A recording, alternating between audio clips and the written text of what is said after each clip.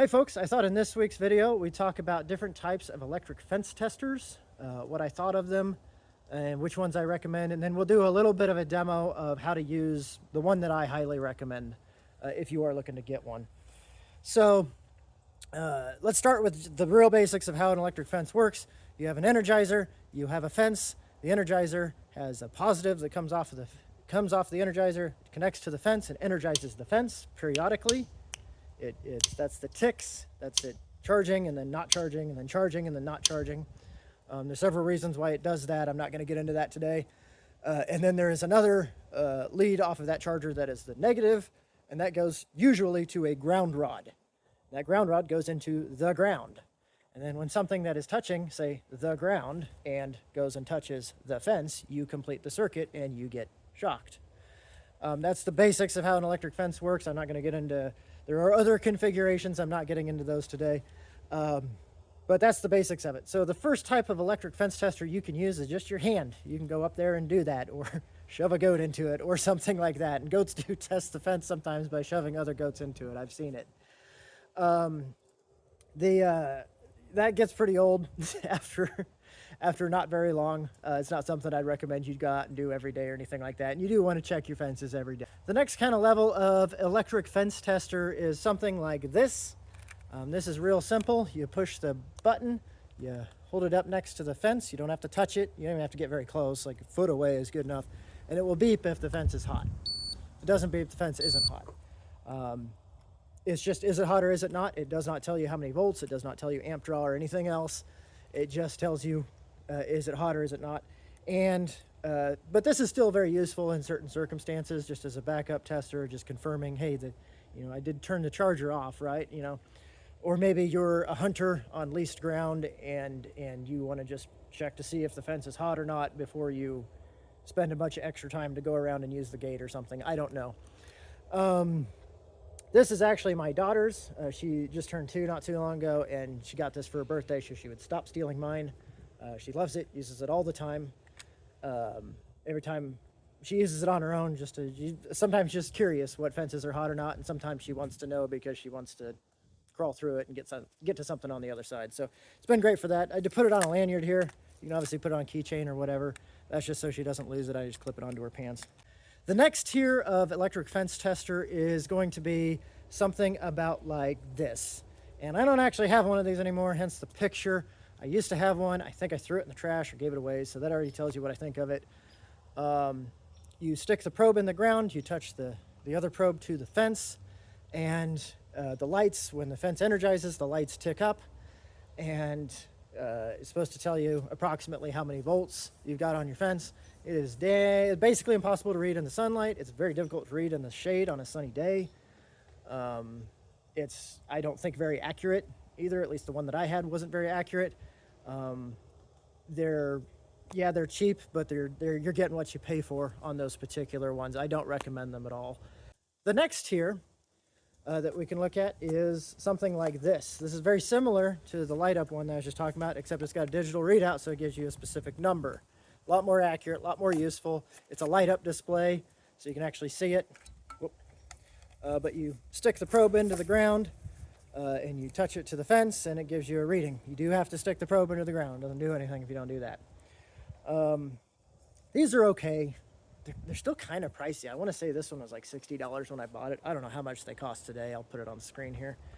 They're still pretty pricey, and they don't give you an amp draw reading. The form factor is terrible. This thing is huge, relatively speaking, to other fence testers. It doesn't like easily fit into a pocket or anything like that. It's already, I didn't use this all that long before upgrading to a different fence tester, and the wire's already kind of failing there.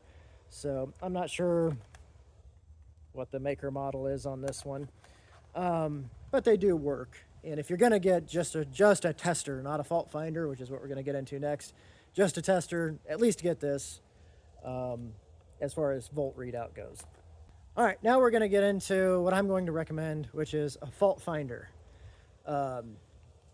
There's different companies make these. I've only used the Gallagher one, so I'm just going to talk about the Gallagher one. As far as I know, there's not a huge difference between them. They all have kind of the same feature set. This is really nice form factor, fits right in your pocket. It's real easy to hold on to. It's bright orange, so if you drop it, you can find it. It's well designed, well built, and well designed. So I'll give Gallagher that on that one. One thing about this is, you notice there's no probe to stick in the ground. You don't have to. You do have to touch that little probe there, and then touch this part here to the fence. And you might go, isn't that going to shock you? No, it will not shock you. I don't know, I'm not an electrical engineer, I don't know how it works internally, but no, it will not shock you. But you will not get accurate readings if you don't touch that little probe. If you want super accurate readings, there is a little thing that you clip onto here, and it's a little ground probe, and you stick that in the ground and you use it like the other testers, and that will give you super accurate readings. I've never once done that. I don't know how much difference it makes. I've never had a need to do that. I've never needed that accurate of numbers when I'm testing my electric fences. The thing that really separates a fault finder, though, isn't the form factor, it's not the color, obviously. It's that it provides you with the amp draw and a direction. And it will say, that way it is drawing 10 amps. So you are losing 10 amps off this line somewhere down that way, and that means there is a fault. There is something such as, remember how the electric fence works, something touching the electric fence, maybe an old steel post or an insulator broke off. That's by far the most common.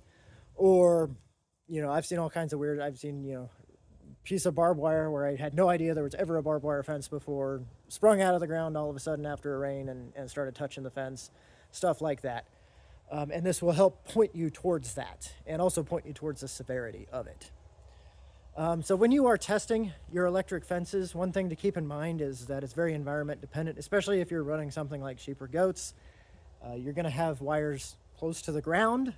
They're going to have grass touching them. If you're out there in the early morning and there's a heavy dew on, or you just got a heavy rain or something like that, it's going to look like everything's dead, not dead, but you're going to have very low voltage and faults all over the place. You're going to have amp draws all over the place. That's not a good time to go find specific problems like broken insulators and stuff like that, because they're going to be kind of impossible to find in all that noise.